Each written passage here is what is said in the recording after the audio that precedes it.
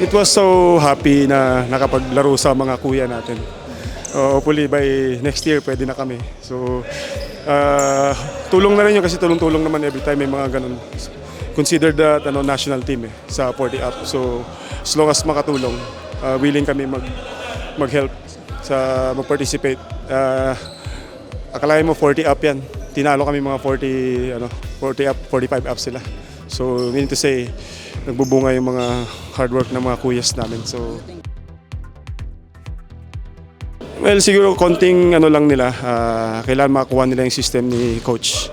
They have a good system, kahit nga kami 40 up, hirap eh. So meaning to say, yung practice nila, yung hard work nila, nagbubunga. Pero hindi tayo natatapos dun eh. Every time may ganun, tutulong tayo. Kahit sa tune-up game lang para ma-enhance yung ng 45 up mga kuyas. The players na nandyan, mga kasama ko rin ng PBL days eh. So ibig sabihin hindi sila kumbaga itutulak lang.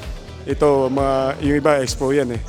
So feeling ko magme-medal yan for me. Kasi the way they play, yung system nandun na eh. All they need to do is follow the system, tsaka yung depensa kailangan ma-improve pa. 71 kasi number 8 ako sa Shell. Last number ko sa PBL is number 8. So nung nasa Shell ako, number 8. Nung nalipat ako ng Air 21, number 8. Nung na-trade ako sa Barangay Nebra, that's Coach Alan K. Dick's number. So yung 7 pinlast ko sa 1, number 8, so 71. Favorite food ko siguro lahat eh. Pero inihaw na galunggong.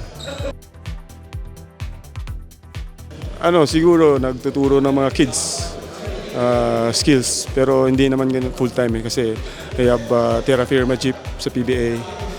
Same time team manager and coach, assistant coach. So tapos nagko-coach ako ng club team, which is this one, the Fire Chief. Then the SSS also, na kakatapos lang. Yun lang, puro basketball pa rin. Sa mga kuya ko sa Pinoy Masters, getting there, na kukondisyon sila. And good luck, and hopefully by next year makasali na kami, makatulong. Then pagka kailangan nila ng tune-up game, nandito lang kami, willing to help, and alam ko kaya nila. Then they're capable na to bring home the bacon.